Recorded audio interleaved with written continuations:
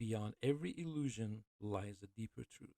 Welcome to Beyond the Illusion with the R-TisT-O. What is an illusion? When most people hear the word illusion, they think of magic tricks, disappearing coin, levitating person, a card chosen from a deck. But illusions are much older than stage magic. In fact, illusions exist everywhere around us. Every single day, our minds make assumptions before we even realize it. We believe what we see. We trust our memories. We trust our emotions. But the strange thing is the human mind is not always interested in truth. Sometimes the mind is interested in comfort, sometimes survival, sometimes fear, sometimes hope.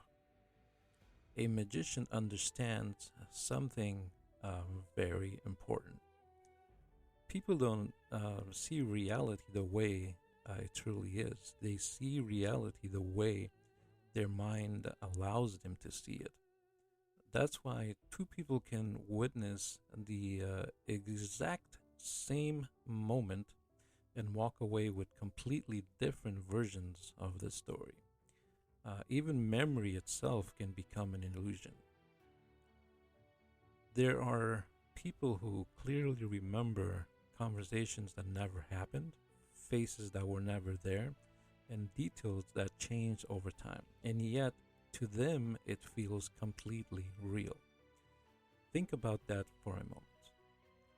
If our memories can change, if emotions can influence reality, if the mind fills in missing pieces without asking permission, then how much of our lives are built on illusion?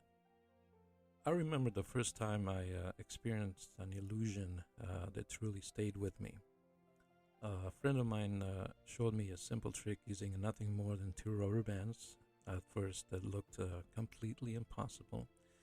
He held one rubber band between his thumb and index finger, stretching it into a small square shape.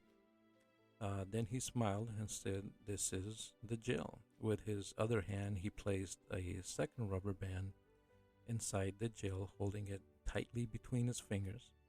He slowly stretched the rubber band from side to side, showing me there were absolutely no escape. There was no opening, no hidden gap, no way for one rubber band to pass through the other. He was David Copperfield. And that made perfect sense to me because rubber bands are solid. They stayed, solid. They may stretch, but solid objects are not supposed to melt through each other. Then suddenly, right in front of my eyes, the impossible happened. The rubber band slowly melted through the other one, as if the law of reality no longer applied. And for a brief moment, my mind stopped trying to explain it. That moment stayed with me because I realized something important. Sometimes an illusion is not about fooling the eyes. Sometimes it's about challenging what the mind believes is possible. Maybe illusions were never just about deception. Maybe they reveal something deeper about human nature. What makes illusions truly fascinating is not the trick itself, it's the mind, because the real performance is happening inside our heads. The human mind is constantly trying to make sense of the world. Every second, it filters information, fills in missing pieces, predicts outcomes, and creates meaning from chaos. Most of the time, we don't even notice it happening. For example, have you ever looked at a shadow in the dark and for a split second thought it was a person? Or heard your phone vibrate only to realize it never did? Or remember something so clearly uh, that you was aware it had happened exactly that way, only to later discover you were wrong. The mind does something very strange. It doesn't always show us reality as it truly is. Sometimes it shows us what we expect to see. Fear can change reality. Hope can change reality. Anger, loneliness, grief, even love can become its own kind of illusion. And maybe that's why illusions affect us so deeply, because they expose something uncomfortable. The fact that the mind can be influenced, guided, distracted, and sometimes completely deceived, magicians understand this.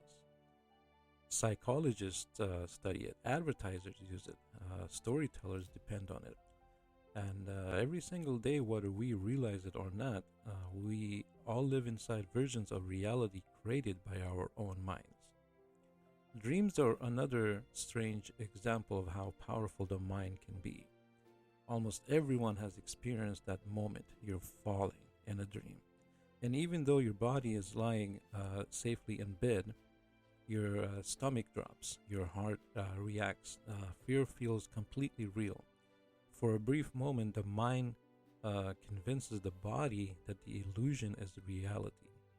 And maybe that's what makes the human mind so fascinating. Even when something isn't physically happening, we can still feel it emotionally, mentally, sometimes even physically. Which raises an interesting question. If the mind can create fear from a dream, then how many other illusions do we experience in everyday life without or ever realizing it? Maybe the greatest illusion was never the trick. Maybe it was believing that the mind could never be fooled. Some illusions disappear the moment the trick is revealed, but others stay with us for years. Not all illusions are created on stage. Some are created through fear, through memories, through emotions, through stories we tell ourselves. Sometimes we convince ourselves everything is fine when it isn't. Sometimes we believe people are who they pretend to be. And sometimes we hold on ideas simply because letting go feels more painful than accepting the truth. And maybe that's part of being human. We all want answers. We all want meaning. We all want to believe the world around us makes sense. But life has a strange way of challenging these beliefs. A single moment, a single loss, a single truth can completely change the way we see the world. Life has a way of humbling people. There are moments when you realize how fragile everything really is. For me, one of those moments came through illness. Spending hours connected to a dialysis machine changes the way you think. You begin to notice time differently, silence differently. Even life itself feels different. And something strange happens. The things people chose every day, status, stress, appearance, start to feel smaller. Because when life becomes uncertain, many of the illusions we once believed begin to fade. And maybe that's why difficult experiences change people, not because suffering is magical, but because struggle has a way of revealing what truly matters. Maybe illusions were never meant only to deceive us. Maybe they exist to remind us how fragile, complicated, and mysterious the human mind truly is. And perhaps the greatest illusion of all is believing we fully understand reality. This is Beyond the Illusion with the R-TisT-O. Beyond every illusion lies a deeper truth. Welcome to Beyond the Illusion with the R-TisT-O. Welcome to episode 2 of What is Misdirection. In the last episode, we explored how easily the human mind can be influenced. But before we move forward, I would like to go ahead and explain the meaning or the pronunciation of my name. It's pronounced the R-TisT-O. It's basically saying the artist Obaid. My first name is Obaid. So I try to be cool by making it with the letter capital D and capital R R-TisT-O as in obide. So if we put it together, it's the R-TisT-O. The D and R does not mean doctor. I'm not a doctor.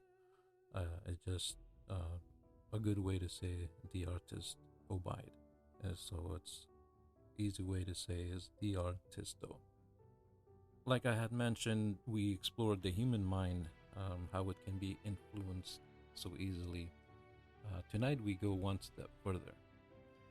Many people believe magic is about fast hands, secret devices, or impossible skill. But one of the greatest secrets in illusion is much simpler than that. Attention. Because a magician never needs to hide everything. He only needs to guide your attention away from the important moment. This is known as misdirection, one of the oldest and most powerful tools in magic. Think about it for a moment. The human mind can only focus deeply on a small amount of information at one time. And magicians understand this better than most people realize. Sometimes a magician will look in one direction, and without thinking, the audience follows his eyes. Sometimes he asks a question, and while the audience is thinking about the answer, the secret move already happened.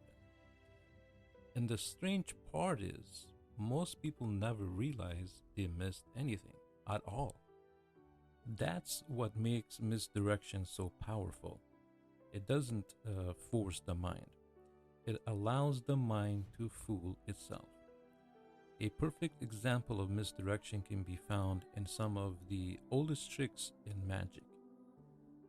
Take the classic cups and balls. 3 ordinary cups, a few small balls, and somehow the impossible begins to happen. Balls penetrate through solid cups, disappear without explanation, and reappear where the audience least expects them. But one of my favorite examples, and actually one of the very first tricks I ever bought from a local magic shop, was the disappearing handkerchief. Such a small effect and yet incredibly powerful. At the time, it completely fooled me. And what fascinated me most was not only the method, but the psychology behind it. If you're new to magic and have never experienced that illusion before, I highly recommend it. Go find it or have the store magician show it to you, because it teaches something important about misdirection, even though it's just a tip. The audience watches the handkerchief go in the magician's palm. Then the magician slowly shows and wiggles both hands and fingers, showing both palms empty. And at that moment, the mind has its all engines running, trying to figure out what just happened. The audience believes the mystery is already solved. They solved it. It's up his sleeve. But the truth is often hidden directly in front of them. That's the power of misdirection, forcing people to think otherwise as the handkerchief reappears in his palm. There's a line from the movie Waterworld that always stayed with me. An old man in the beginning of the movie is trying to understand a mysterious map tattooed on a girl's back. And at one point he says, "The answer's right there. It's just beyond me. I'm just stupid." That line perfectly captures the nature of misdirection. Sometimes the truth is not hidden. Sometimes it's directly in front of us. But the mind becomes distracted, focused on the wrong detail, searching in the wrong direction. And that's where illusion begins. Maybe the real secret behind magic was never the trick itself. Maybe it was understanding human attention. One of the strongest things about the human mind is that it hates missing information. When people watch a magic trick, the brain immediately begins searching for answers. How did it happen? Where did the object go?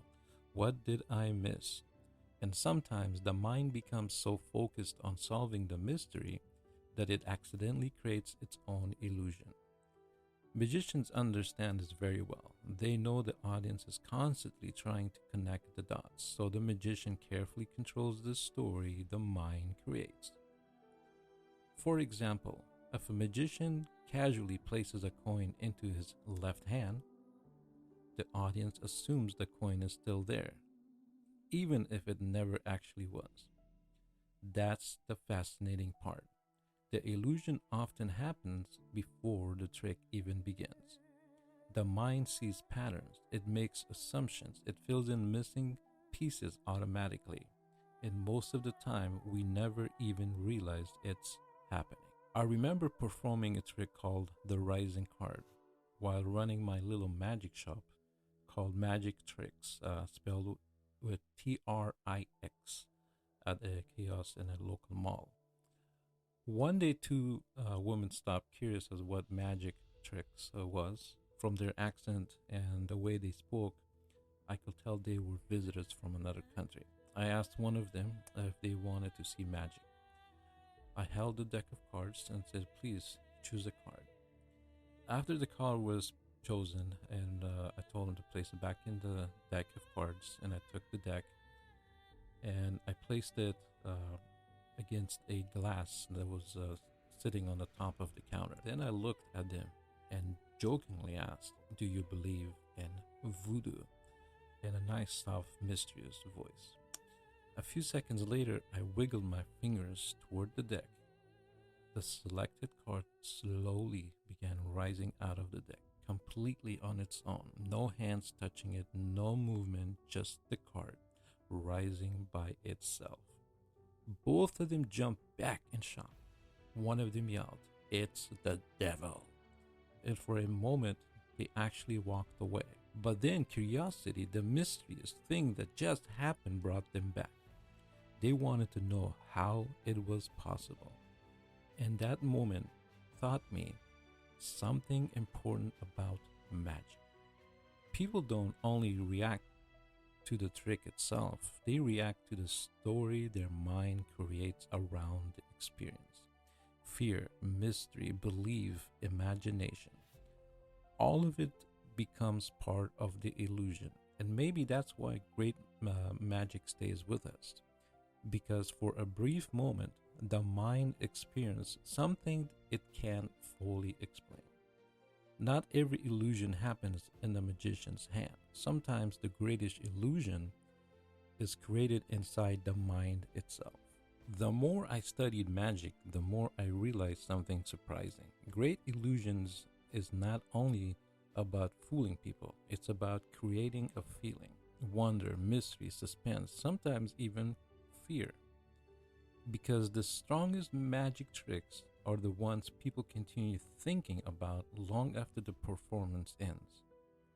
A simple card trick can become a story someone remembers for years, not because of the card itself, but because of how impossible it felt in that moment. And maybe that's why illusion has existed throughout human history.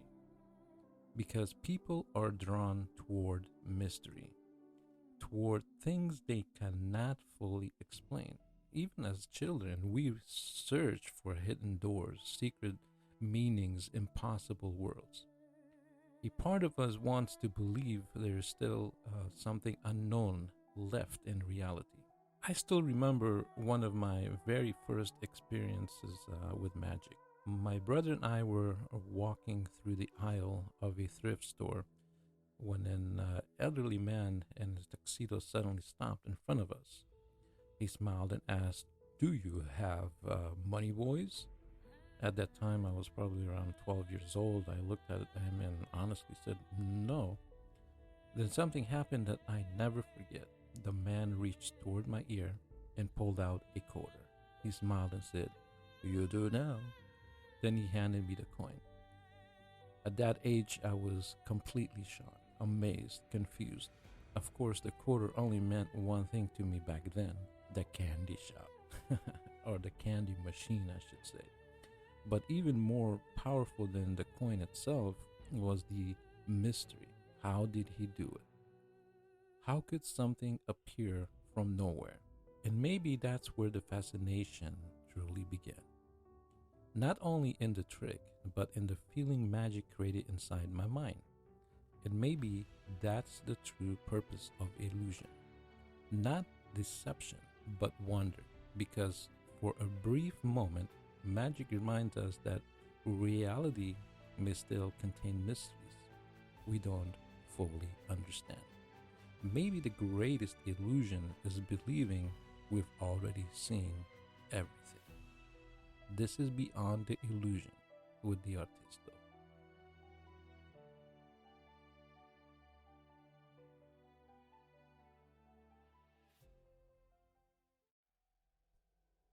Beyond every illusion lies a deeper truth.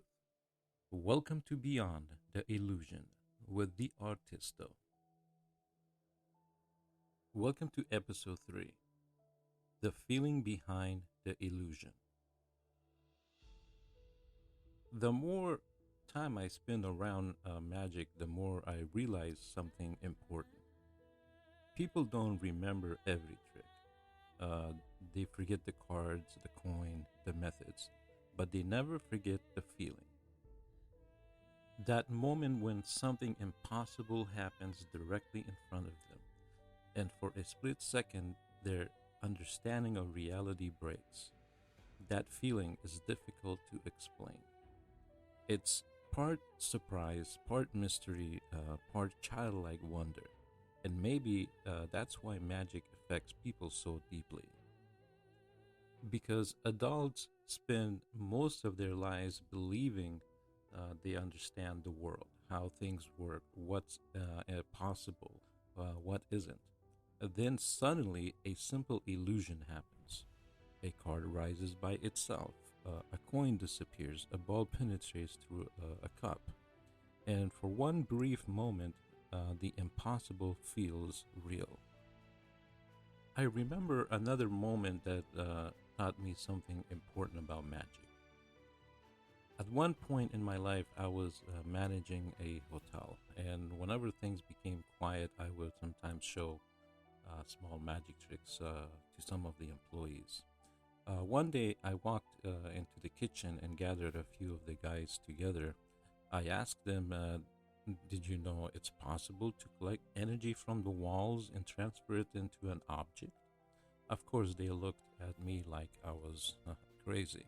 So I took out a dollar bill, I crumbled it tightly in my hand, and told him that with enough energy, the dollar would begin to move on its own. As I wiggled my fingers like I have electricity causing magic to happen, then slowly the crumpled dollar began floating over my hand. No visible strings, no wires, nothing they would uh, be able to explain. The reactions were unforgettable: shock, laughter, confusion. One of them even grabbed the dollar afterward just to make sure it was, an ordinary bill. But the part I remember most happened the next day. I walked by and saw a couple of them standing near the wall, trying to collect energy the same way I did and gimmick the illusion. And honestly, part of me felt proud because in that moment I knew the illusion had truly connected. They allowed themselves to believe something impossible might actually be real. But another part of me felt bad because no matter how hard they tried, the magic wouldn't happen for them. And maybe that's the strange beauty of illusions. Not simply fooling the eyes, but awakening the imagination. Maybe that's the true purpose of illusion, not to fool people, but to remind them what wonder feels like. Here's a good idea. Want to truly challenge a magician? After witnessing a powerful illusion, no matter how amazed, shocked, or fooled you may feel, don't react too much. Don't ask to see it again. Just quietly say, okay, and walk away. Because in that moment, the magician is left alone with a mystery of their own. Did the trick truly connect? Was it strong enough? Did it create wonder or not? And that confusion pushes magicians to become better. But that's not really the lesson I'm here to explain to you. The real lesson begins after the illusion is over and you have walked away, uh, gone home. I want you to go home. I want you to think about the feeling the trick created, not the method, not the secret, but the feeling. That brief moment where reality seemed impossible, where your mind stopped searching for answers and simply experienced wonder. Then practice your art. Practice, practice, practice, practice enough that one day you can create that same feeling for someone else, for another person, another generation, another curious mind, because maybe that's what magic truly is. Not deception, but passing wonder from one human being to another. One of the most fascinating parts of magic is the exact moment people begin to believe. Not necessarily believe the trick is supernatural, but believe even for a second that something impossible might be happening. That moment is powerful because the mind briefly lets go of logic and gives itself permission to wonder. I've seen it happen many times with performing. People laugh at first, they act skeptical, they search for the secret, but then the illusion happens and suddenly everything changes. The room becomes quieter, uh, faces change, eyes lock onto the impossible, and for the brief moment, adults become children again. I remember another moment that reminded me how powerful wonder can be, even for adults.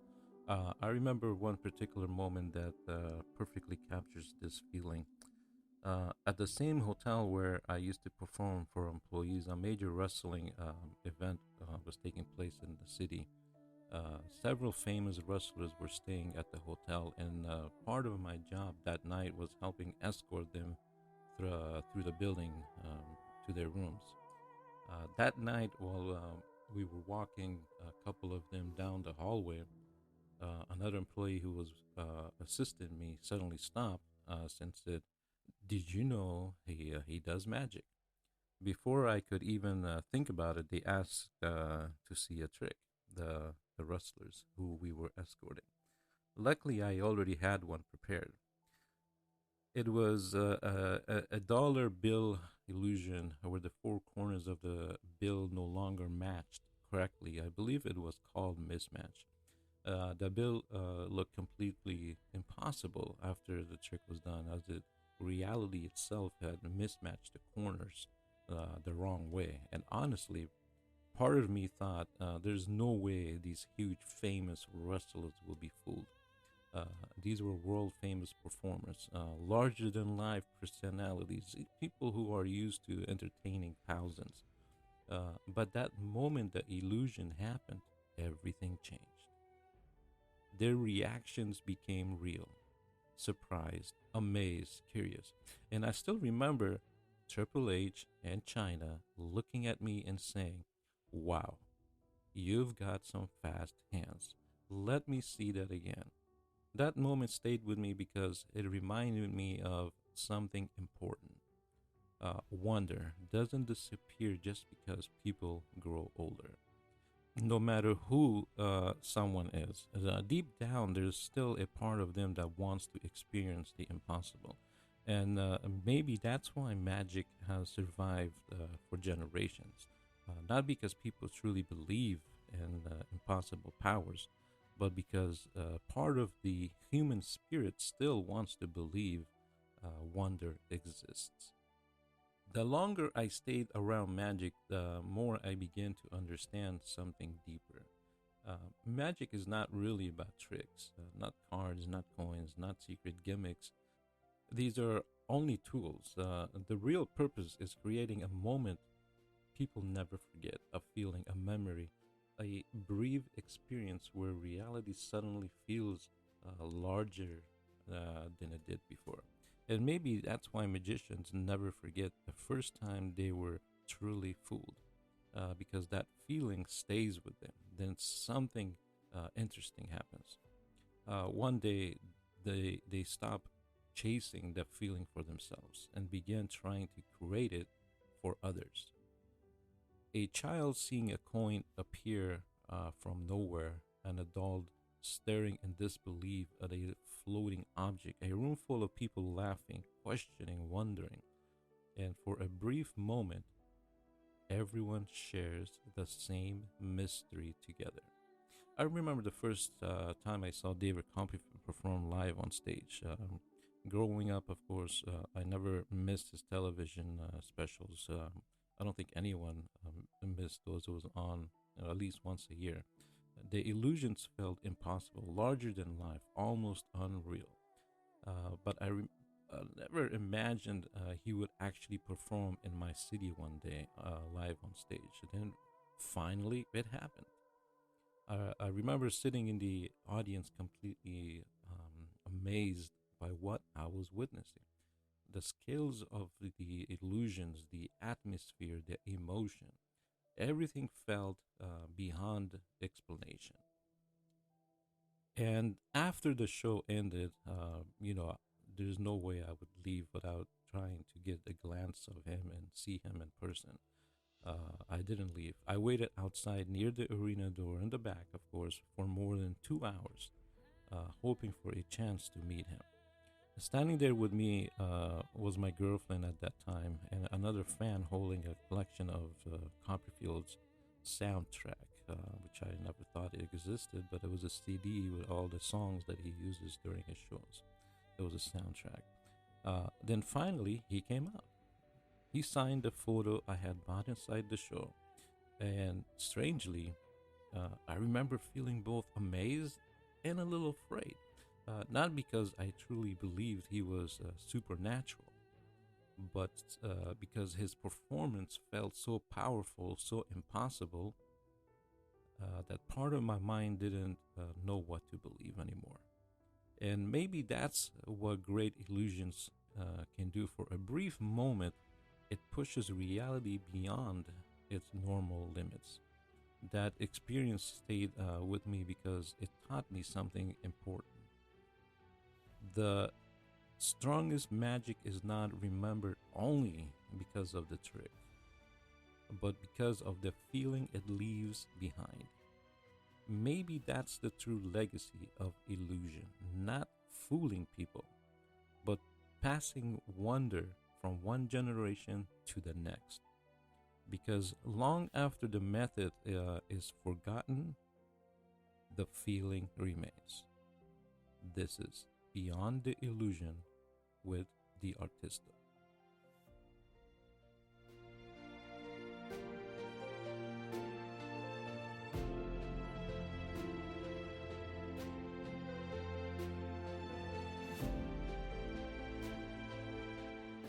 Beyond every illusion lies a deeper truth. Welcome to Beyond the Illusion with the R-TisT-O. Welcome to episode 4, The Illusion of Control. One of the strongest illusions in magic is the illusion of control. People like to believe their choices are completely their own, that they freely decided what to look at, what to think, what to choose. But magicians understand something very important. The mind can be guided without realizing it's being guided. Sometimes all it takes is a few simple words, a gesture, or even a small shift in attention. A good story to share with you. Years ago, I was working at a car dealership. Over time, I had shown my manager enough magic tricks that he became completely convinced I had strange abilities. Even though I was a strange salesperson, he thought I actually had some kind of magic abilities. And jokingly, I always told him, the day I quit, I'm going to perform one final big illusion for you. Eventually, that day finally came. I asked him to stand behind a large showroom window and look out toward the parked cars outside. Before beginning, I pointed toward three different cars and told him to choose one. But without him realizing it, I carefully guided him toward the exact car I needed him to select. Then I held a simple sheet of paper in front of his face, nothing special, just an ordinary white piece of paper. I counted slowly. 1, 2, 3. Then I pulled the paper away and the car was gone. The look on his face was unforgettable. Shock, confusion, disbelief. In that moment, you realize as a magician something fascinating. Sometimes people are not amazed by complicated illusions. Sometimes all it takes is controlling where the mind chooses to look. One of the most interesting parts of illusions is that people rarely question their own decisions. If someone chooses a card, they believe it was their choice. If they point to an object, they believe they decided freely. But magicians understand how easily the mind can be influenced. The speed of a question, the order of words, eye contact, timing, all of these small details quietly guide human behavior. And the strange part is the spectator usually never notices it happening. The mind protects the feeling of control because believing we are fully in control feels comfortable. Mentalists use this idea constantly. A person may feel they freely thought of a word, chose a number, or made a completely random decision, only to discover the outcome was predicted long before the choice was made. I remember performing a magic trick once at a restaurant that perfectly showed how strongly people want to believe their choices are real. My girlfriend at the time had stepped away to the restroom for a few minutes. While she was gone, I secretly placed a playing card underneath her plate. When she returned, we talked for a little, well, before I casually said, "What's the rush? Let me show you a trick." She looked at me smart and said, "Oh, great, another one. Okay, let's see it." I pulled out the cards out of the deck and I riffled them through and showed them to her that it's all different cards, all 52 cards different, to tell me to stop, and for her to pick a card. So while I was doing that, she tells me to stop, and I pulled out the card and showed it to her. She looked at it and I said, "Look at it, remember, don't show it to me. Place it back inside the deck of the card and watch as the magic happens." She said, "Okay." I placed the deck of cards in the box and I placed the box back into my pocket. I said, "You know, the funny part is that this card refuses to stay inside the car, wants to travel out, doesn't like to be inside the box." She's like, "What do you mean?" I said, "Well, look under the plate." She lifts up her plate and the card was there. It was a card. It was the Queen of Hearts. She said, "Okay, that's not that amazing. You have a double card." I said, "Well, I don't think so. That's a magic card. Let me prove it to you." I pulled out the deck of card, the box basically out of my pocket, and I said, "Watch. I mean, all I have to do is rub the card on this box and pull out all the other 52 cards, and look, I'll even show it to you. It's all different cards."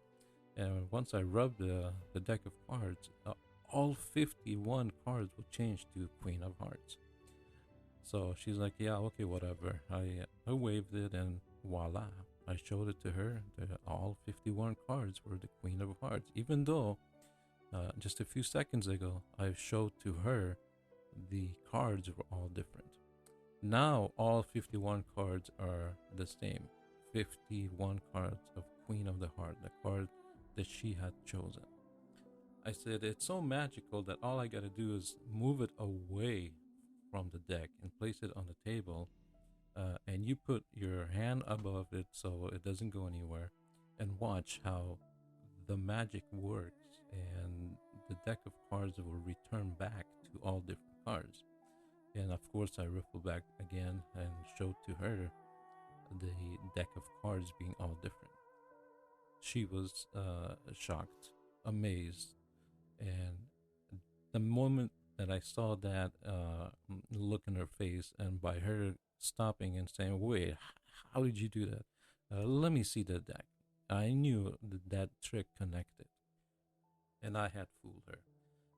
Not because the trick was complicated, but because for a brief moment the mind could no longer explain what it had believed it had just seen. And maybe that's what makes these illusions so unsettling.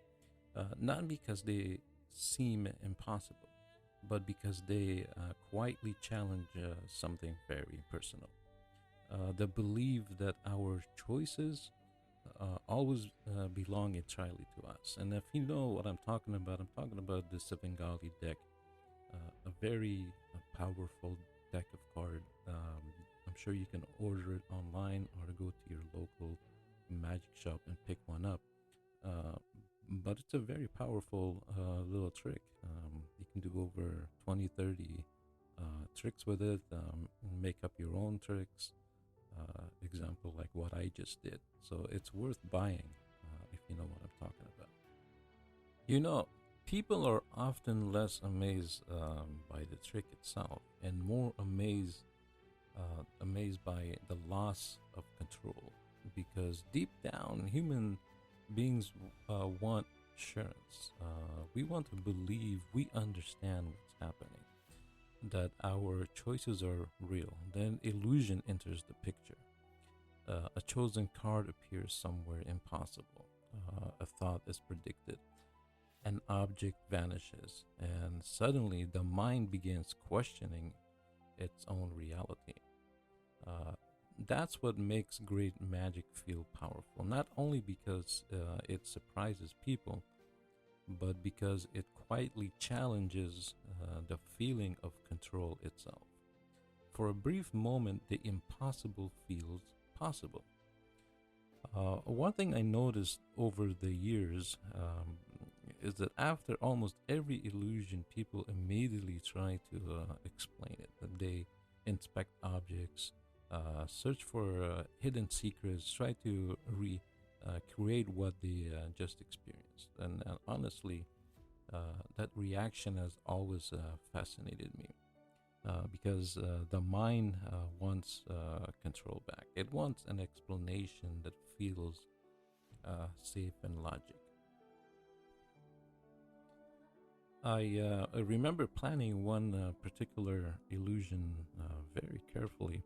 I was standing with a group of guys when I forced a playing card on one of them. Then I looked at him and said, "Pull out your lighter." He was a smoker, so he was, smoking outside and had a lighter on. He always carried one. I told him to look carefully at the card, remember it, and then burn it. The card slowly turned to ashes. Then I took the ashes and rubbed them slowly across my arm. And before doing anything else, I looked at him and said, "Don't freak out, but sometimes I communicate with Houdini, the great magician. He helps me find lost cards." At first, everyone laughed, but then something changed.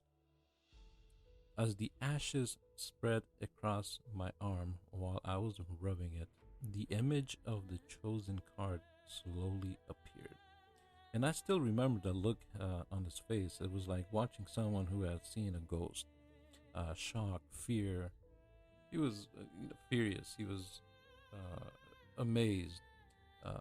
Part of him wanted to believe it was impossible. And another part desperately wanted to explain it, wanted an explanation. That's what illusions due to human mind.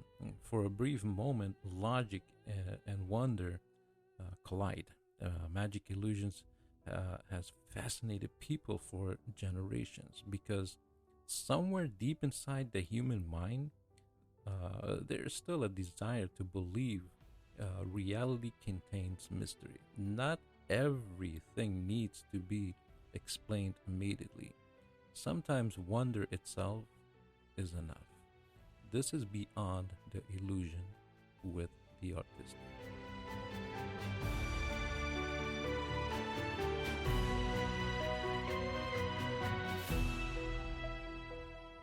Beyond every illusion lies a deeper truth. Welcome to Beyond the Illusion with the R-TisT-O. Welcome to episode 5. Thank you for listening. This is Why People Believe. What always fascinated me about magic, here we go again. I keep saying magic. My main thing is about all this is that we are all illusionists. So whether we do a card trick, whether we do a rubber band trick, whether we are on the stage appearing tigers or a girl, or we're cutting a girl in half, or we're levitating in front of someone, or changing a coin, or whatever you do, we're all illusionists. We're all fooling the mind, fooling the eye. I hope there was a way to get rid of the word magic or magician or trick and keep it as illusion. So from now on, I think you should think of, if you're just starting this art, consider yourself an illusionist. So what always got me fascinated about magic is it's not the trick, it's himself, but how badly people want something impossible to be real. Even when they know that they're watching an illusionist, part of them still hopes maybe, just maybe, something unexplainable happened. And honestly, I think that's human nature. People want mystery in their lives. They want wonder. I've seen it happen so many times after showing an illusion. At first, people laugh, and then they start thinking. Then comes the silence. That moment where their brain is trying to decide what did they just witness? What happened? And sometimes, even when they know there has to be a logic explanation, emotion becomes stronger than logic. That's when illusion becomes powerful. I remember people accusing me of using invisible strings, special powers, even saying things like, that's not normal. And what's interesting is most of the time they weren't really afraid of the trick. They were reacting to the feeling, that strange moment when reality stops making complete sense. I remember showing a rope trick to one of my coworkers once. I held up a long rope and let him clearly see both ends. Then I brought the middle section upward and picked up a pair of scissors, and slowly I cut the rope directly in the center. At that point, everything looked, impossible to restore. The rope had clearly been cut into separate pieces. So I tied the two cut ends together into a knot. To him, the illusion was over. The rope was damaged. The knot proved it. But then something strange happened. The knot began sliding freely across the rope as I moved it back and forth. And suddenly the rope was whole again. No cuts, no damage. Just one long rope. And I still remember the expression on his face, because at first he was trying to follow the method. But somewhere during the illusion, logic stopped keeping up. That's the interesting thing about illusions. The mind wants an explanation, but sometimes the experience becomes stronger than the explanation itself. There's a moment during certain illusions where people stop thinking like spectators for a brief second. The illusion feels real to them, not because they truly believe the laws of reality have changed, but because the emotions temporarily overpower logic. I've seen that moment happen many times. The eyes whiten, the room becomes quieter, people stop joking, and suddenly the impossible doesn't feel so impossible anymore. That's when illusion becomes more than entertainment.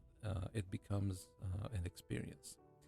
And honestly, there are always the moments people remember, not necessarily the method, not every detail of the trick, but the feeling they had while watching it. I remember practicing an illusion at the airport once called the bat. I was sitting at a table casually working through the move over and over again. At that time, I thought, hey, no one is really paying attention.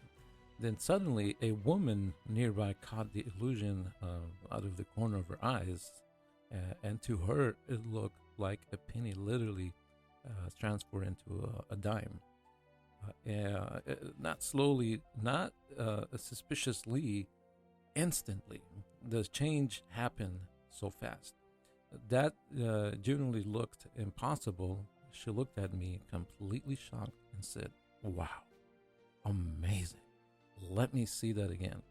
And honestly, that's one of the funniest moments for a magician because the audience thinks repeating the illusion will help them understand it, while the magician is usually thinking, there's no way I'm risking that again. So I smiled and told her, oh no, once someone stares too hard, the magic stops working. Of course, I knew the real reason. I simply didn't want to push my luck. But moments like that taught me something important about illusions. Sometimes people don't need a perfect performance, they just need one impossible moment that feels real.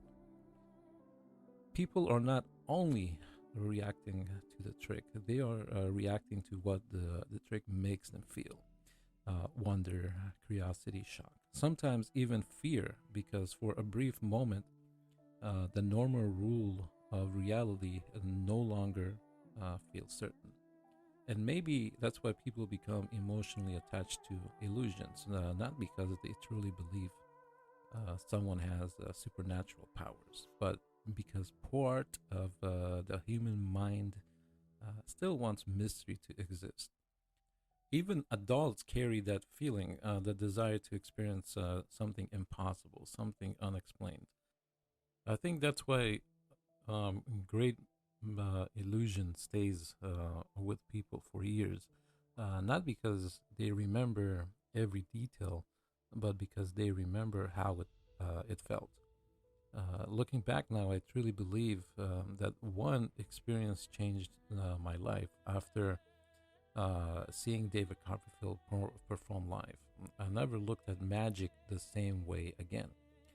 From that point, I never wanted to miss another magic special on television. I was glued onto the TV. I started reading every magic book I could find, studying illusions, learning methods, practicing constantly. And later in life, I was fortunate enough to travel, often for work. But no matter what city I visited, one of the first places I searched for was always the local magic shop. Back then, they had yellow pages, so I was always searching for the yellow pages under stores for magic shows, magic shops, because there was no internet, no computer back then. Not to give out my age, I'm not that old, but still, I lived through that era. There was something special about walking into those stores, the atmosphere, the secrets, the feeling that anything impossible might exist behind the counter. I bought tricks everywhere I went: cards, coins, rope illusions, believe it or not, VHS tapes on tricks. For example, Jeff McBride, to be exact, card manipulation, books filled with many mysteries. And the amazing part is all of it began because of one live performance. One moment sitting in an audience, watching the impossible happen right in front of me. And if you haven't done that yet, you need to go watch a live magic show. It's I'm talking about the one where you're sitting in the audience in a coliseum or whatever, a theater. I'm not talking about little birthday magic. I mean, even though that's still, that's still good. Not putting them down, but the difference between that and going and seeing one in the theater is a big difference. That experience didn't just entertain me; it introduced me to an entirely different world, a world of mystery, wonder, psychology, and illusions. And honestly, I'm still exploring that world to this day. There's so much still to learn. And maybe people don't believe in illusion because they are foolish. Maybe they believe because life becomes too ordinary without mystery. And perhaps that's the true purpose of illusion. Not to convince people the impossible is real, but to remind them that wonder still exists. This is Beyond the Illusion with the R-TisT-O. And remember, long after the illusion fades, what remains is the legacy we leave behind. Create your legacy.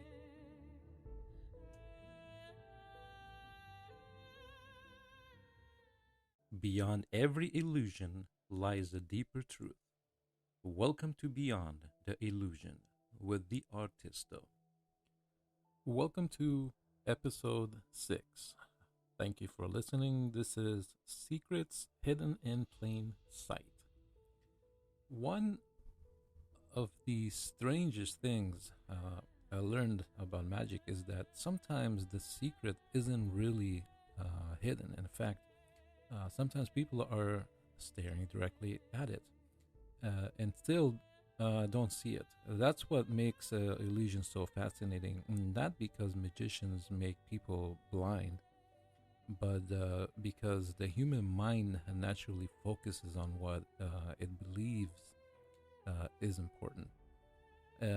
If an illusionist points with one hand, most people follow that movement automatically. If the magician tells a story, the illusionist tells a story, the audience becomes emotionally invested in the story instead of the method.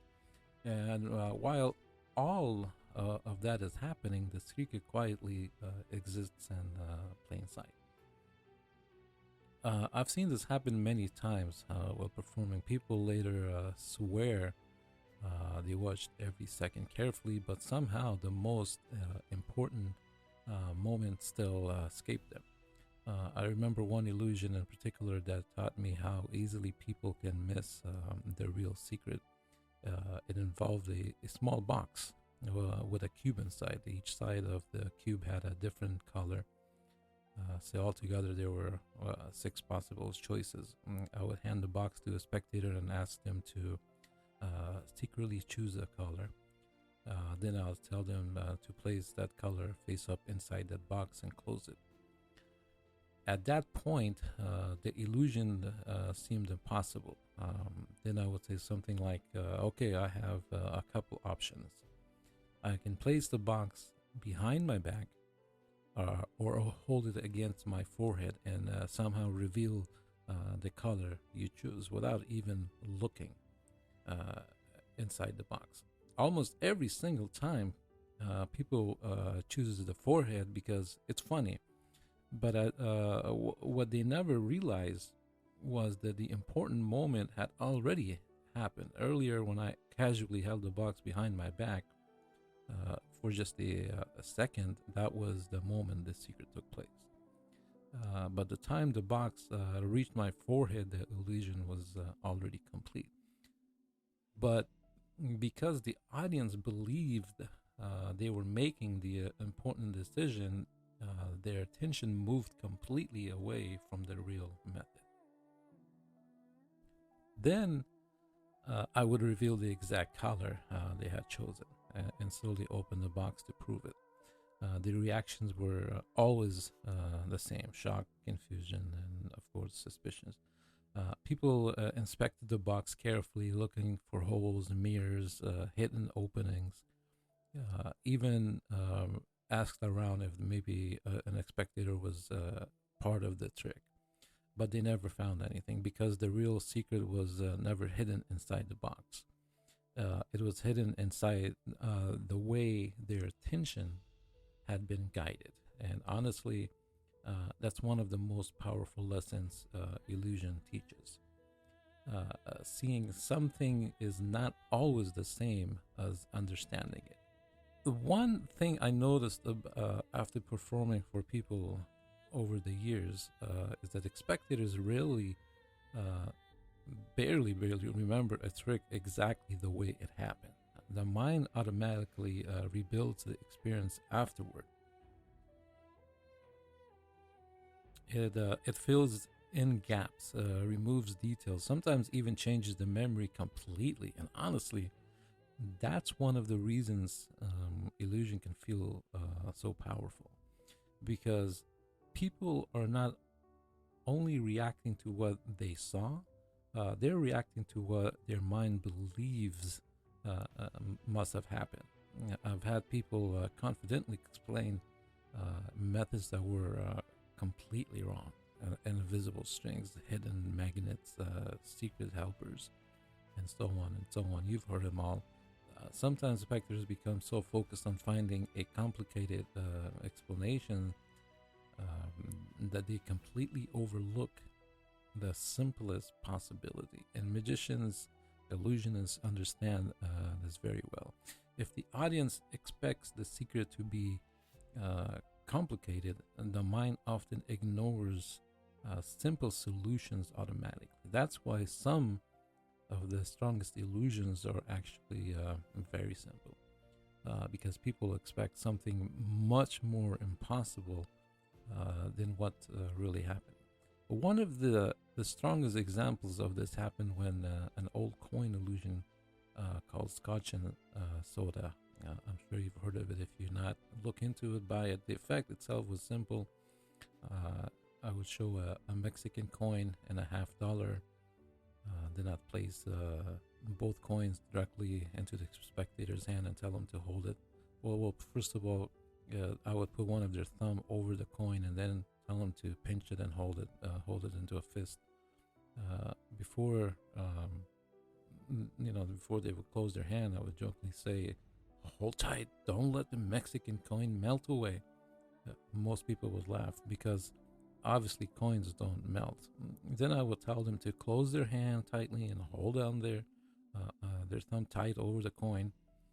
And a few seconds later, I'd ask, "You didn't let go, right?" And almost every time they answered confidently and no, I'm holding it tightly. Then I would say, "Okay, open your hand because I don't believe you."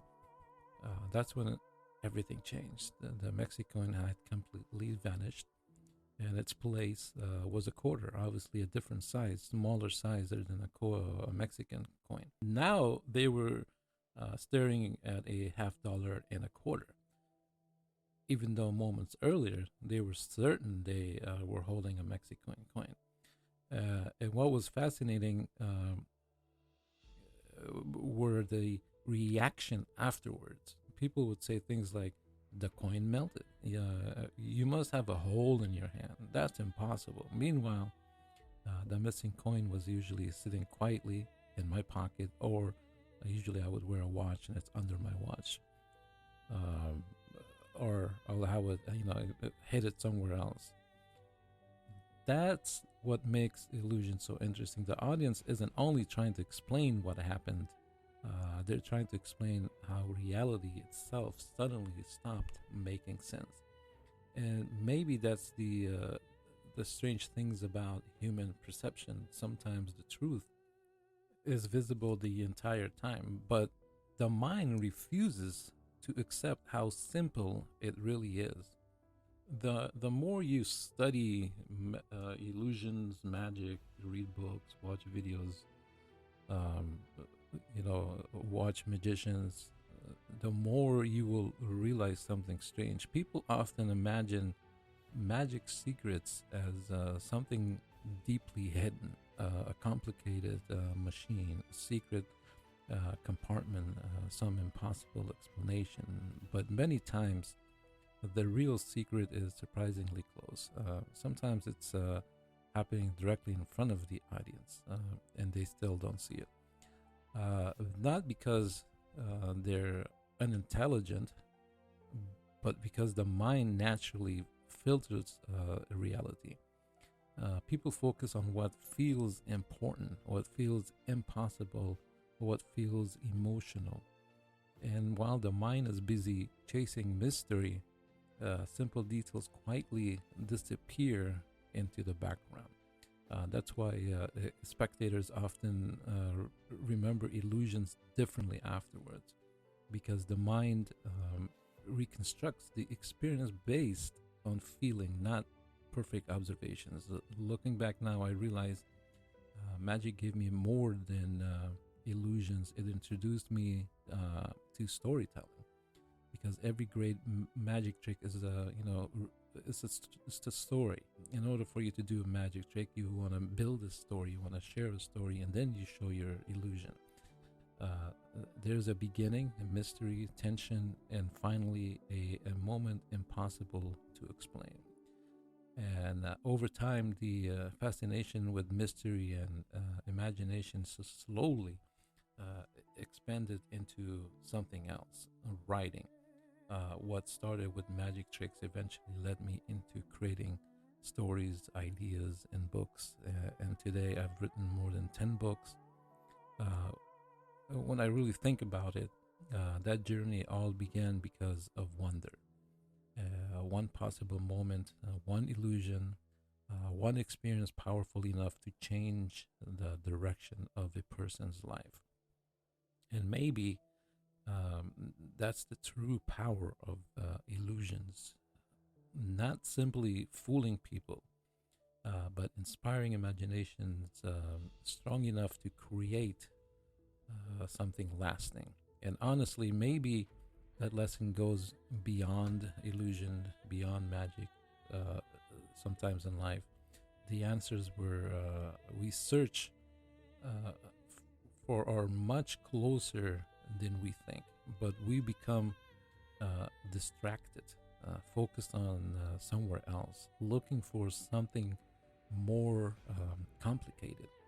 And maybe that's why illusions, magic, fascinates us so deeply, because it quietly reminds us how easily the human mind can overlook what was there all along. This is Beyond the Illusion with the R-TisT-O. And remember, long after the illusion fades, what remains is the legacy we leave behind. Create your legacy.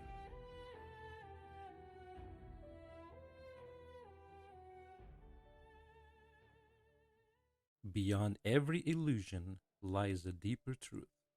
Welcome to Beyond the Illusion with the R-TisT-O.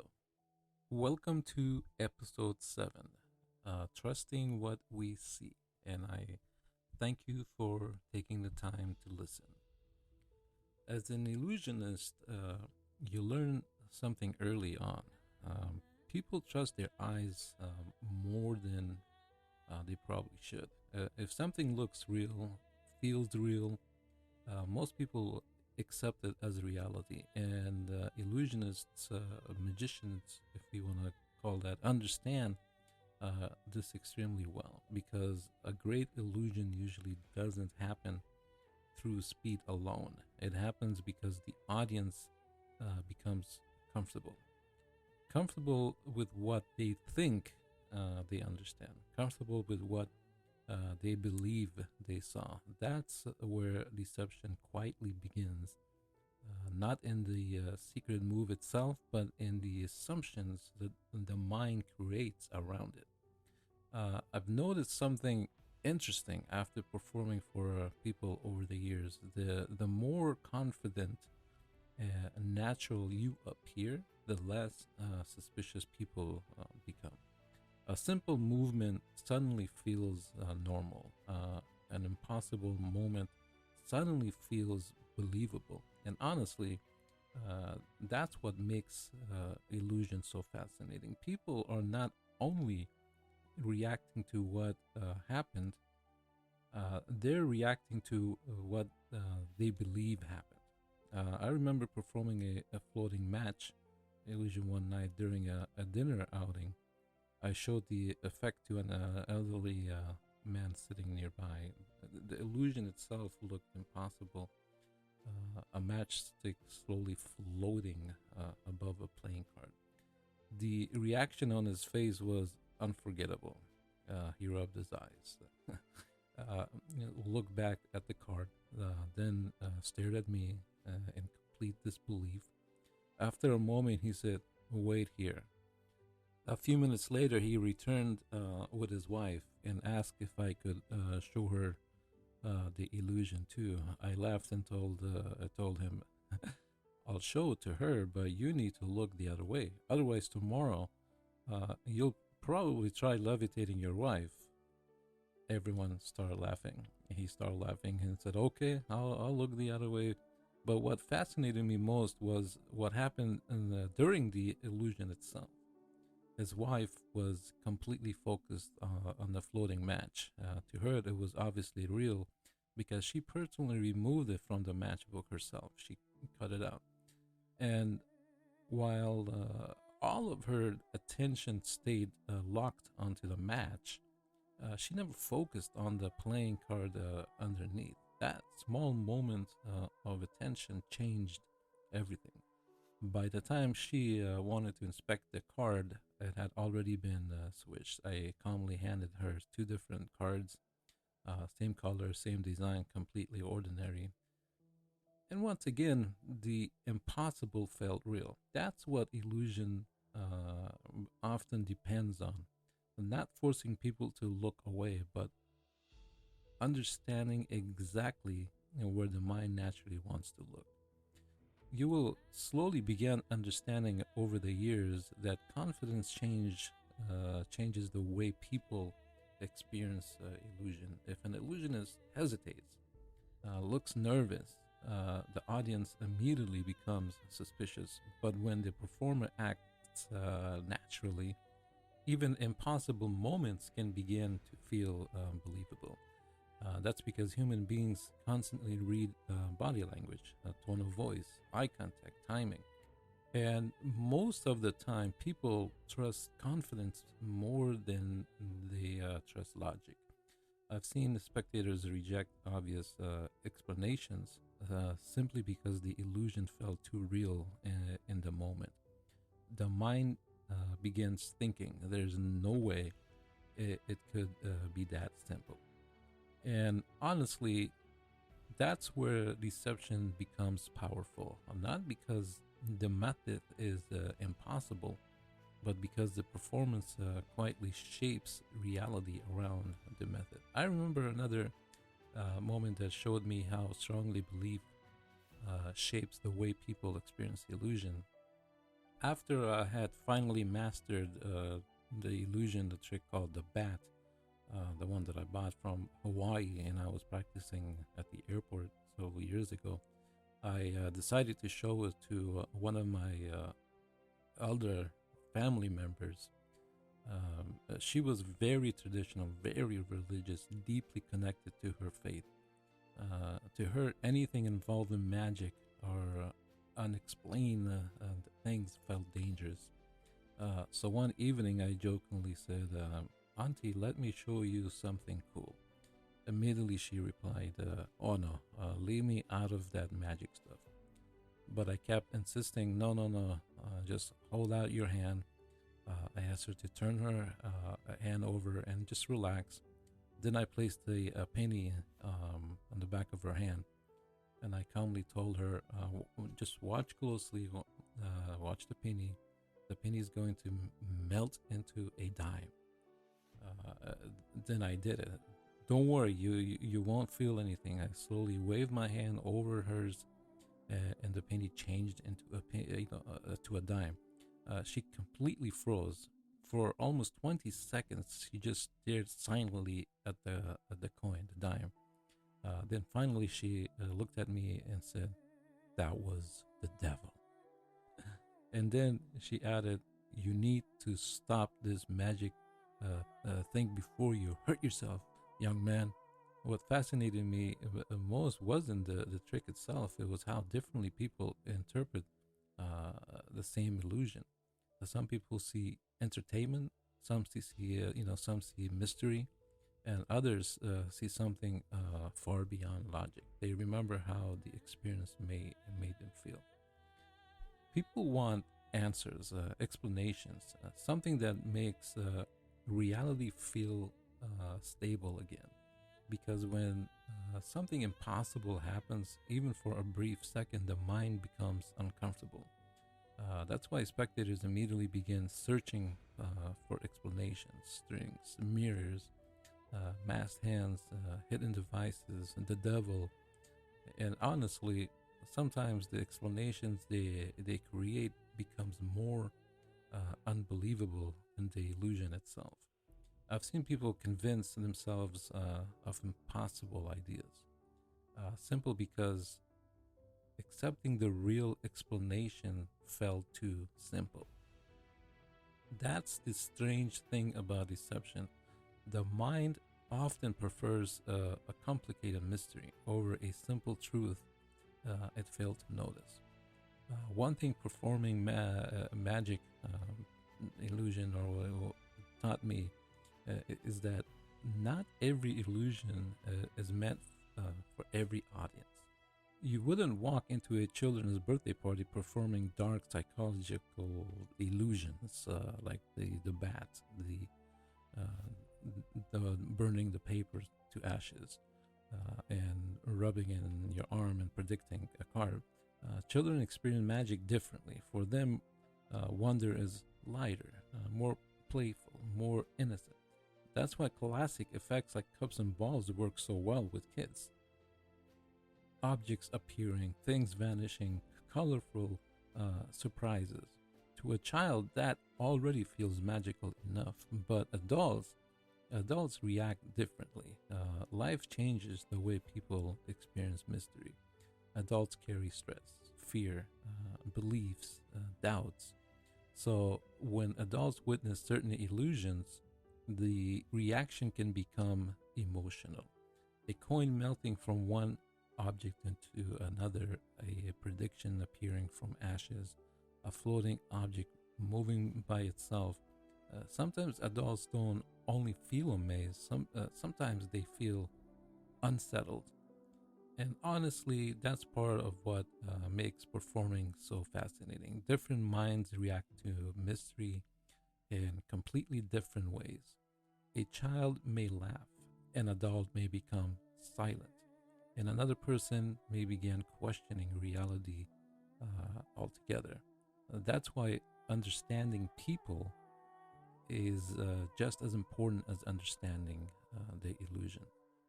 This is Beyond the Illusion with the R-TisT-O. And remember, long after the illusion fades, what remains is the legacy we leave behind. Create your legacy.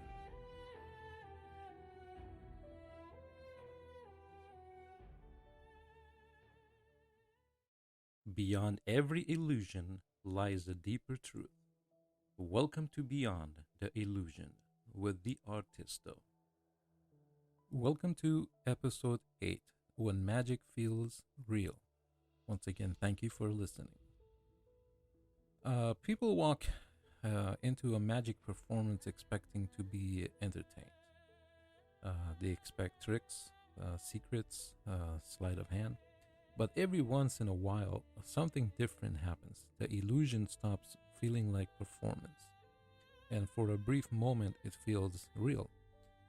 I've seen that moment happen many times over the years. The laughter disappears, people become quieter, the expression on their faces change, and suddenly they're no longer trying to solve the trick. They're trying to understand what just happened. That's when illusion becomes powerful. not because people truly believe reality has changed, but because emotion temporarily becomes stronger than logic. I think that's why certain tricks affect people differently. Some illusions create laughter, others create wonder, and some create discomfort. Like the devil, oh, the devil is helping you. Uh, I'll tell you something.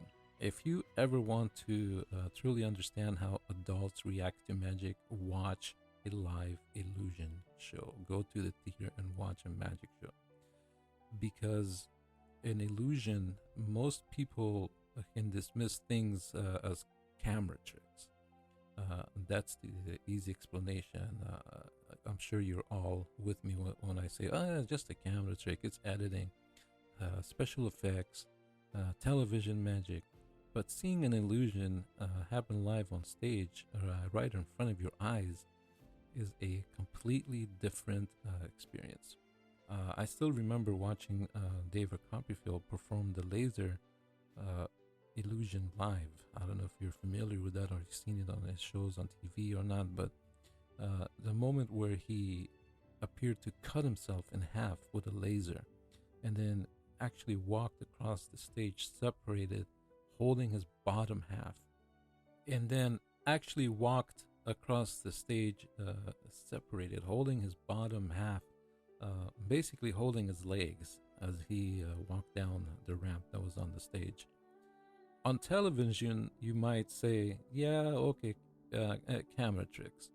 But seeing that happen live, just a few feet away, was unforgettable. And honestly, every live magic show I attended left me with the same feeling: curiosity, wonder, the desire to learn more.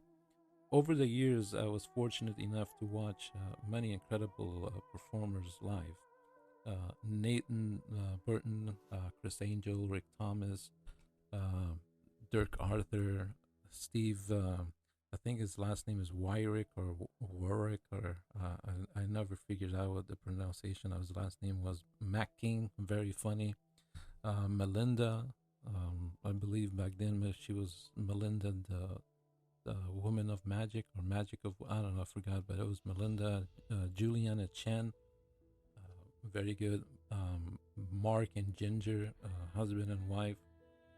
Watched that show like 3 times. You know, funny story I like to share about Mark and Ginger. The 2 times that I went, the first time I went with my friend. He ended up being called on stage to be the witness and verify the cutting saw girl in half. He held the leather rope or whatever it was, and he jokingly reached in and touched the legs of Ginger to see if it was real or not. And at that time, yeah, she's like, "Hey, you can't do that." I started laughing. It was funny. The second time I took my son, they called him up there. It was funny, but they did a totally different illusion. It was a bunch of little questions. What are you gonna do if you had a date with this girl? What are you gonna buy her? Where are you gonna take her? And all that stuff. But it was pretty funny. It was funny how 2 times I go there and they call someone that I know. Time ago, and every one of those performers taught me something important. Magic feels different when it happens live. When you actually go into the theater and watch a magic show, because in that moment, the mind loses the comfort of blaming the camera. And honestly, uh, those are usually the moments people remember forever. Not because they saw a trick, but because for a brief second, the impossible felt real. I noticed amazement and fear are sometimes very close to each other, especially when an illusion feels too impossible. At first, people laugh, they smile, they try to figure it out, but then something changes. The mind reaches a point where logic stops keeping up, and that's when emotion takes over. I've seen spectators become completely silent after an illusion, like my family member who thought the devil was helping me. Not because they disliked it, but because part of them generally didn't know what to believe anymore. That's what makes certain magic effects so powerful. Not the method, not the gimmick, but the feeling. A floating object moving by itself, a prediction appearing where it shouldn't, a chosen card appearing somewhere impossible.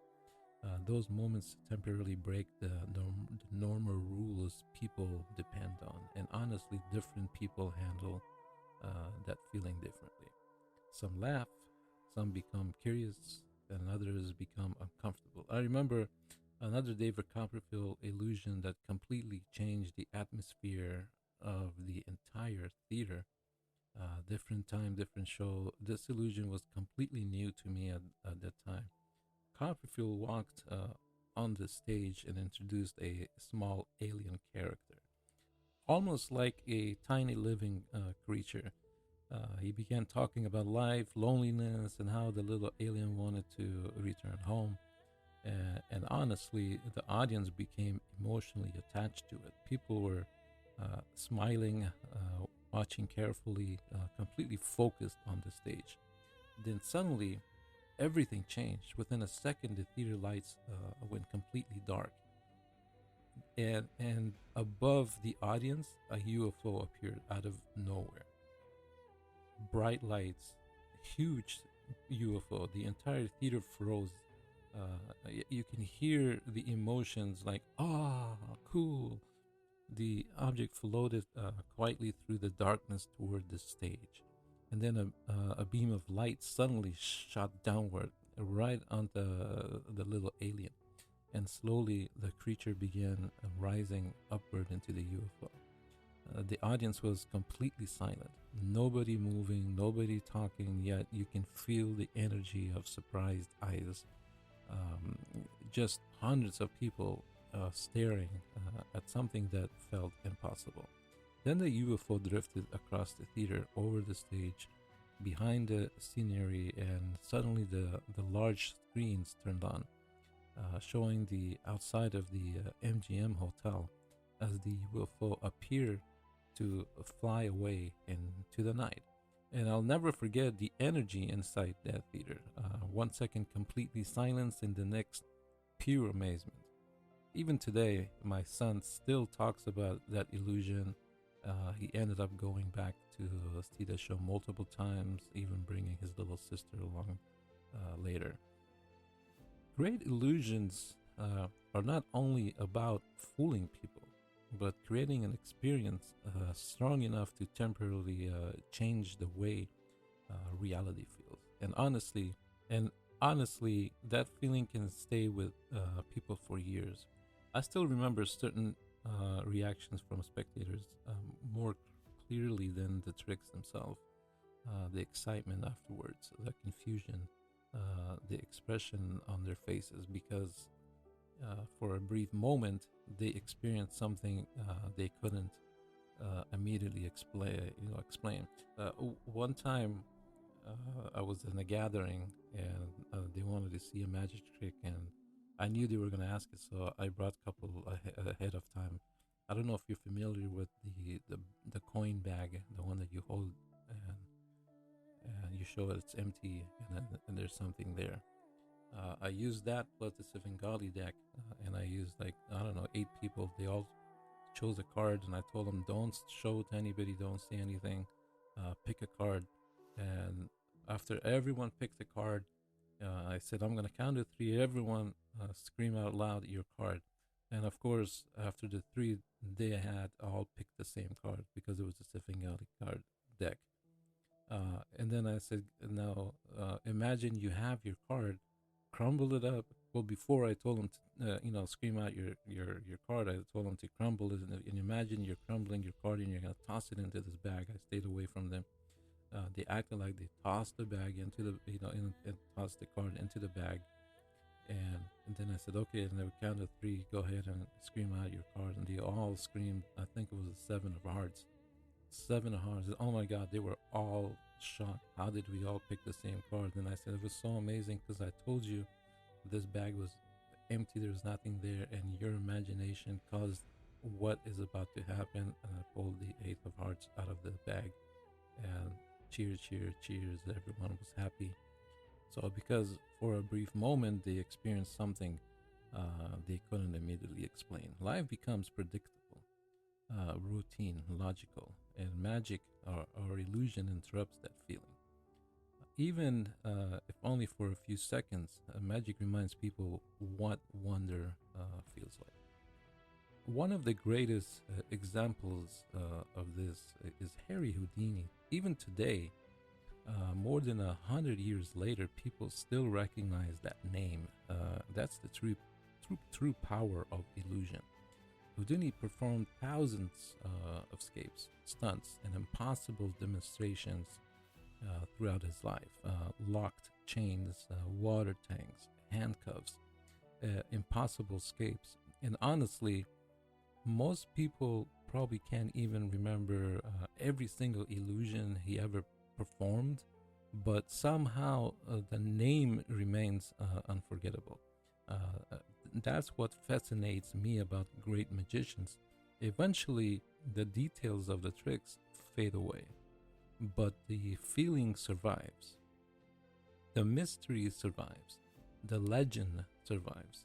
And maybe that's why Houdini became larger than magic itself.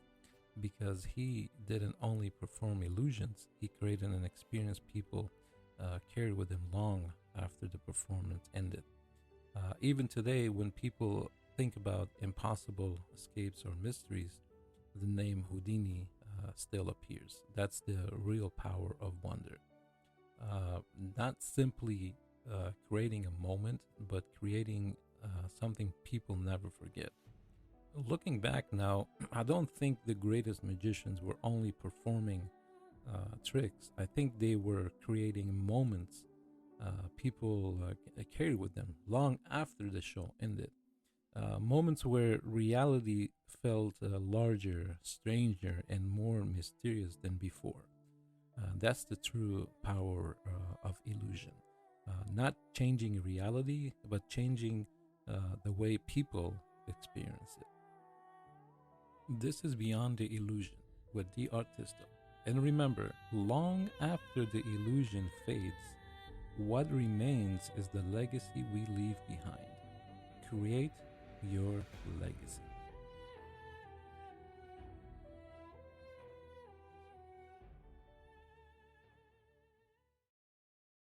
Beyond every illusion lies a deeper truth. Welcome to Beyond the Illusion with the R-TisT-O. Welcome to episode 9, The Mystery Behind the Illusionist. First of all, thank you for listening and happy 4th of July to you and your family. Most people only see the final illusion, the impossible moment, the reaction, the applause. But very few people ever see what goes on behind the illusionist, the magician. All the practice, the failures, the hours spent alone repeating the same move over and over in front of the mirror until the impossible finally begins to feel natural. I think that's one of the reasons magic fascinated me so deeply. Because behind every illusion, there were another hidden world, a world most people never knew or saw. Magic shops hidden inside malls, books filled with secrets, old VHS tapes teaching impossible things. Of course, now they're all online. There used to be DVDs, but now you can just get all the information and learn many secrets on YouTube. And magicians quietly practicing while the rest of the world slept. Back then, learning magic felt different. You couldn't instantly search for secrets online. You had to explore, travel, read, and by all doing that, then you practice what you picked up. And honestly, that mystery made the experience feel even more powerful. I still remember walking into my first real magic shop. It was located at Pike's Place Market in Seattle. I think it's called the Little Magic Shop. Small little place, but the moment you walked inside, it felt important, like stepping into a hidden world most people never knew existed, like myself. That shop wasn't very large, but every shelf seemed filled with mystery, history, and secrets. At the time, I was still young, and honestly, I never even thought magic shops like that existed. To me, magic only lived inside books or inside TV. Simple things I had read about, disappearing coins, small tricks. As a matter of fact, since we're on this, my first magic trick that I learned from a book was the disappearing quarter, where you fold papers around the quarter and then the quarter disappears, and you rip that piece of paper, proving that the quarter disappeared. That was my first magic trick that I've ever learned from a book. Uh, Here I was standing inside an actual magic shop. I remember feeling quite shy, almost nervous. I don't know why, but I was kind of nervous, like they know something I don't, and I'm scared. Then the woman working there, I believe her name was Sheila, smiled and asked, "Can I help you find something?" And I honestly told her, "No, I've never been inside a magic shop before. I don't even know what I'm looking for." She laughed softly and said, "Well, we're not going to leave all the secrets sitting out for you to look at it. Come over here." She asked me, "What kind of magic are you into?" And I remember telling her, honestly, I'm not even sure. I've never owned a real, trick before. Then she smiled and asked, "Well, have you ever seen the cups and balls?" I told her no.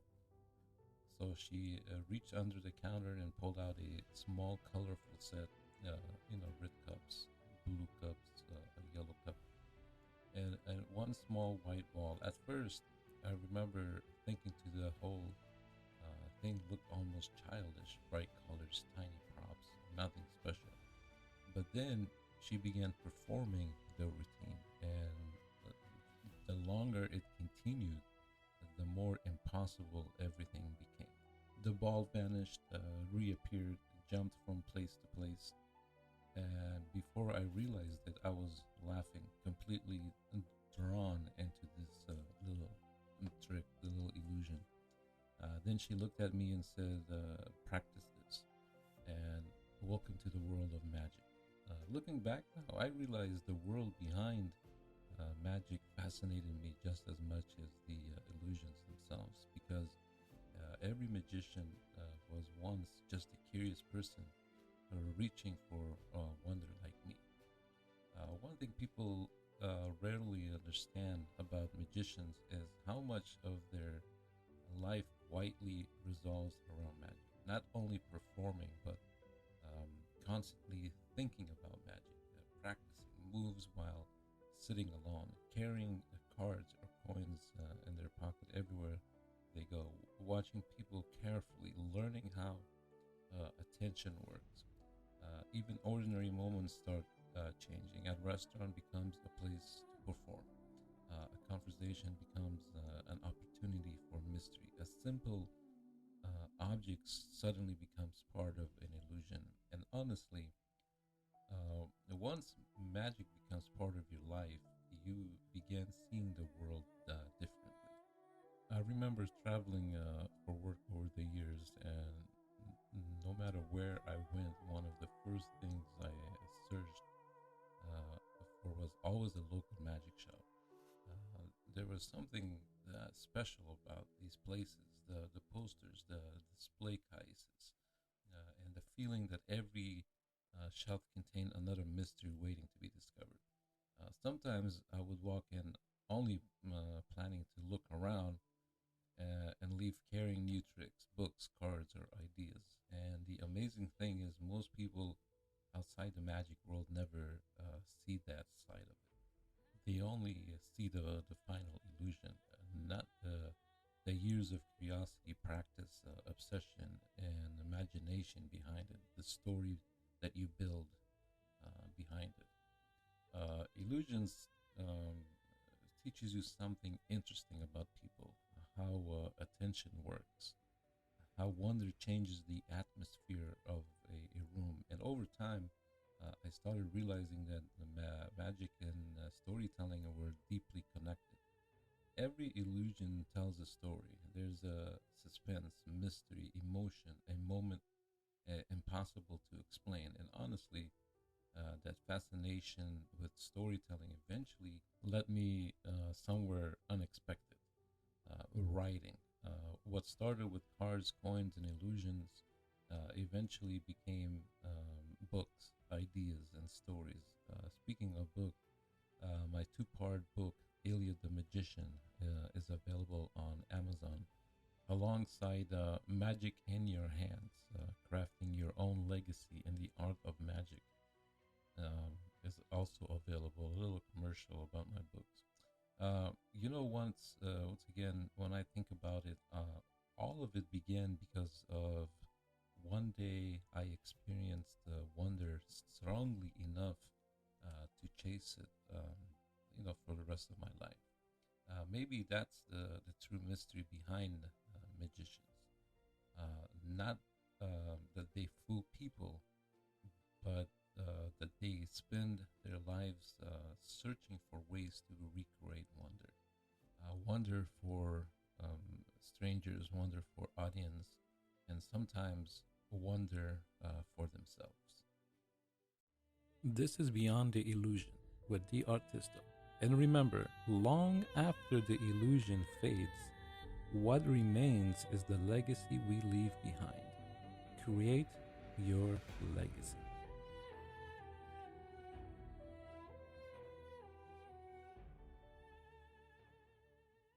Beyond every illusion lies a deeper truth. Welcome to Beyond the Illusion with the R-TisT-O. Welcome to episode 10, Beyond the Illusion. Once again, thank you for listening. When I first started learning magic, I thought the secret were the most important part, the hidden methods, the impossible techniques, the mystery behind the tricks.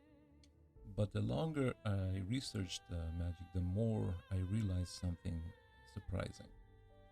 The secret was never the methods, it was the feeling of wonder, the moment people stop thinking logically for just a second and experienced something impossible.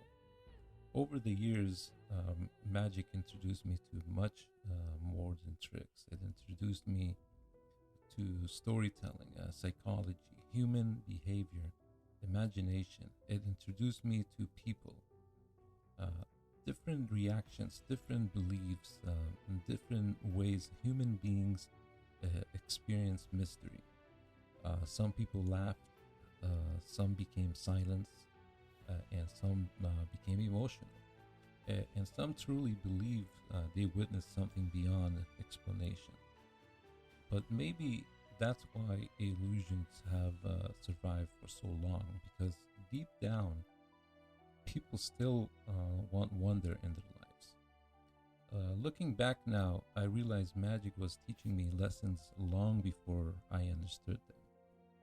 Not only about illusions, but about people, how attention works, how emotion changes perceptions, how easily the mind can overlook what's directly in front of it.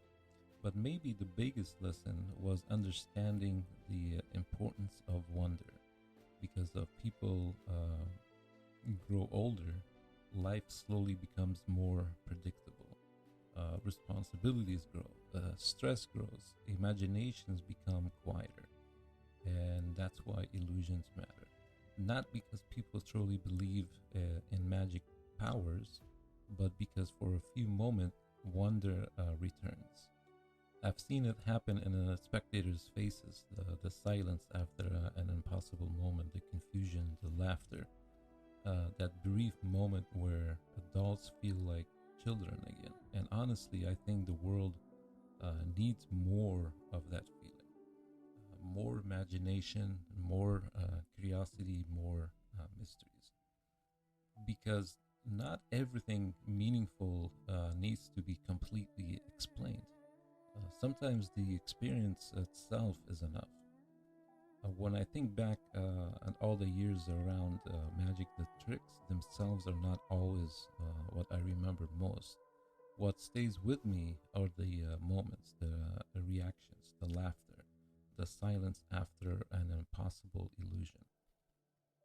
A spectator staring at their own hand in disbelief, someone questioning what they just witnessed, or a person feeling wonder for the first time in years. And maybe that's the true purpose of illusions, not to fool people, but to give them the experience they can carry with them long after the moment ends. Because eventually, every performance ends, every trick is put away, and every stage becomes quiet again. But the feeling remains, wonder remains, inspiration remains, the memory remains. And honestly, that may be the real secret behind magic. Not the gimmicks, not the sleight of hands, but the ability to create a feeling powerful enough to stay with another human being. Looking back now, magic didn't only teach me about illusion, it taught me about imagination, storytelling, people, and the importance of leaving something meaningful behind. Because long after the illusion fades, what truly remains is the legacy we leave behind. And as I close season one down, looking back on my journey with magic, I realized it was never only about tricks, it was about experiences, moments, feelings that stayed with me long after the performance ended. Some of the greatest memories come from simply sitting in an audience, waiting for the curtains to rise, the excitement of entering a theater, finding your seats, watching the lights, dim down, and knowing that for the next hour or so, you were about to experience something impossible. And honestly, that feeling is difficult to describe unless you truly love magic. I traveled to shows whenever I had the chance, watched many performances in Las Vegas, studied magic, visited magic shops, collected tricks, books, and memories, and got accepted to the IBM International Brotherhood of Magicians. I remember over 20 years ago when I first wanted to join, someone had to write a recommendation letter. Afterwards, you receive a certificate, a pen, and a membership card.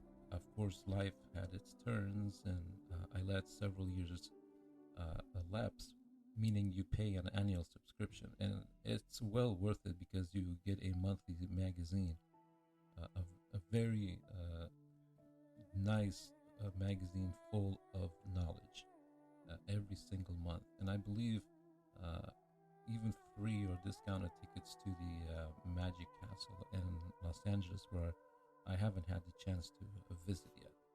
But not every experience becomes a magical memory. Sometimes disappointment becomes part of the journey too. I still remember arriving all excited to watch one of my favorite magicians perform. Yes, another Copperfield show, and this time it was in Sacramento, California. Only to discover the show had been canceled. I mean, here we are sitting on in the audience under our seats, and someone comes on stage and says the show is canceled. And if you truly love magic, that feeling hits hard because you spend days looking forward to that experience. You oversell the show to your son, like myself, who I was taking my son with, who was only like 9 years old back then. You imagine and describe the illusions, the atmosphere, the feeling of seeing the impossible live. Then suddenly, the theater feels empty. And maybe that moment taught me something important. People remember how experiences make them feel. That's why great magicians matter, because years later, people may not remember every trick, but they remember the wonder, the excitement, the feeling of escaping ordinary life for a little while. And honestly, that's the kind of feeling worth leaving behind. Not only in magic, but in life itself. Eventually, both of my children began going with me to watch live magic shows. And hopefully, I left them with some feeling of wonder those performances once gave me. This is Beyond the Illusion with the R-TisT-O. And remember, long after the illusion fades, what remains is the legacy we leave behind. Create your legacy.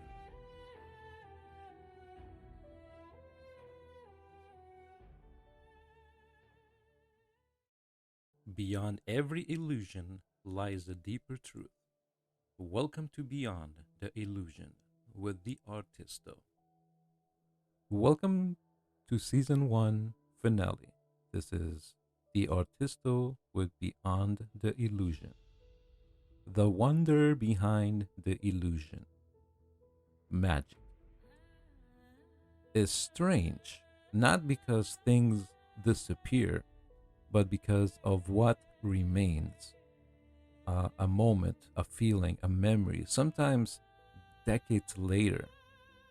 Welcome to Beyond the Illusion with the R-TisT-O. I'm your host, the R-TisT-O, the artist Obaid. And tonight, we look back. When I started this podcast, I wasn't trying to expose magic. I wasn't trying to become the next famous illusionist. And honestly, I wasn't even trying to teach tricks. I was trying to preserve a feeling many magicians remember, but very few talk about. That feeling of discovering magic for the very first time. The feeling of not knowing, the feeling of wonder. Before social media, before instant tutorials, before every illusion was slowed down frame by frame online. Back when mystery still had time to breathe. And maybe that's why I created Beyond the Illusion, not to teach secrets, but to remind people what magic felt like before the world became obsessed with explanations. You know, most magicians never forget their first real moment of wonder. Not just seeing a trick, but feeling impossible thoughts enter their minds. For some people, it was a card trick at school. For others, a magician on television. For me, magic became something bigger. It became memories, late nights watching recorded VHS tapes, pausing television specials, rewinding illusions over and over again, trying to understand something that maybe wasn't meant to be understood. And honestly, sometimes the tracking on the VHS tapes was so bad, you could barely even see the illusion, but somehow that made it feel even more mysterious. If you grew up during that era, you understand. You didn't have instant access to answers. You had curiosity, and curiosity is powerful. One thing this season reminded me of is how deep the world of magic really is. How big is magic? Imagine a jar the size of a small school bus filled to the top with tiny grains of sand. Every grain represents a trick, an illusion, a secret, or even a story passed from one magician to another. Each grain by itself seems small, but together they create something impossible to count. That's magic. And the more I studied old books, old magazines, and forgotten performers, the more I realized we are only seeing a tiny piece of something much larger. This season, we talked about the golden age of magic, an era where magicians traveled city to city, where vaudeville theaters were filled with mystery, where performers protected secrets like treasure. And maybe that's why old magic feels different, because back then, illusion wasn't just another reel on a social media or a click, it was experience. One of my favorite things we explored this season was how difficult magic used to be to learn. Today, someone sees a trick online, and 5 minutes later, they're searching for the secret. But years ago, um, you had to search for magic. You had to visit bookstores, magic shops, libraries. You had to order VHS tapes, wait weeks for catalogs to ship your trick. You save money for one single trick, and sometimes the trick disappointed you. I remember a good uh, time ago when I was like in third grade. We had a substitute teacher. I still remember his name. His name was Mr. B, and he used to do magic tricks. And one time he called me up to the front of the class. He had me hold a scarf that he placed and tied a knot basically, and told me to hold it between my two hands and watch how the knot disappears. He pulls it and the knot disappeared. And that really amazed me. And thankfully, he was the first person that actually not showed me the trick, because my first trick that I was showed was at the store with my brother, where a quarter just appeared from my ears. But the one in the classroom, Mr. B, directed me to the library, told me to go look by the jokes section. There's games and jokes. There's always books on magic tricks. And that's where I got the idea of, wow, you can actually learn magic tricks from reading books. But somehow, even disappointment become part of the journey, because magic wasn't only about fooling people. It was about imagination, patience, discovery. And I think something important was lost when mystery became instant. Um, after all these episodes, I realized something. Magic tricks are actually the smallest part of magic. The real illusion is attention, it's emotion, it's memory, it's psychology. A magician can make a coin disappear, but years later, people don't remember the coin, they remember how they felt. That's the true illusion. And honestly, I think life itself works the same way. We choose jobs, money, followers, views, fame, but in the end, what people truly remember are feelings, a conversation, a memory, a moment of wonder. a moment where reality felt larger than itself. And maybe that's why magic never truly dies. One thing I'm grateful for is discovering old magic literature, books from another era, voices from magicians long gone, still speaking through pages. Some books were written over 100 years ago, and yet their words still feel alive.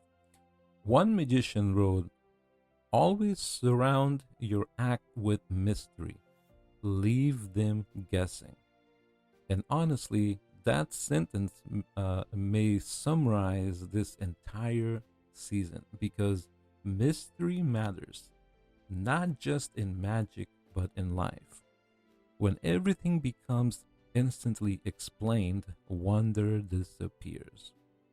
When I first created this podcast, I didn't know where it would go, but episodes by episodes, it became more than a show. It became a reflection of childhood memories, lost dreams, old stories, and the strange beauty of still believing in wonder. And maybe that's why I and every episode the same way, create your legacy, because eventually the tricks end. The curtain closes, the lights go dark, the audience leaves, but stories remain.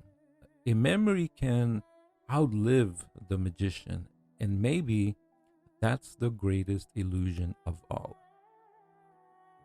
This may be the end of season one, but the journey continues. In season two, we travel deeper into the history of magic, into the era before YouTube, before social media, before instant exposure.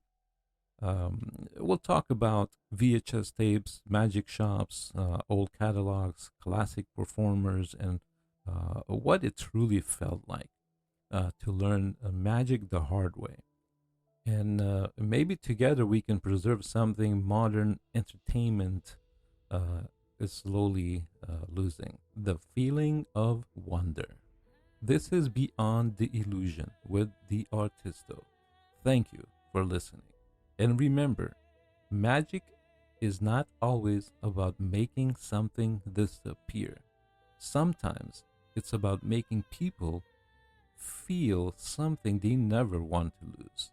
And remember, create your legacy. This is Beyond the Illusion with the R-TisT-O. And remember, long after the illusion fades, what remains is the legacy we leave behind. Create your legacy.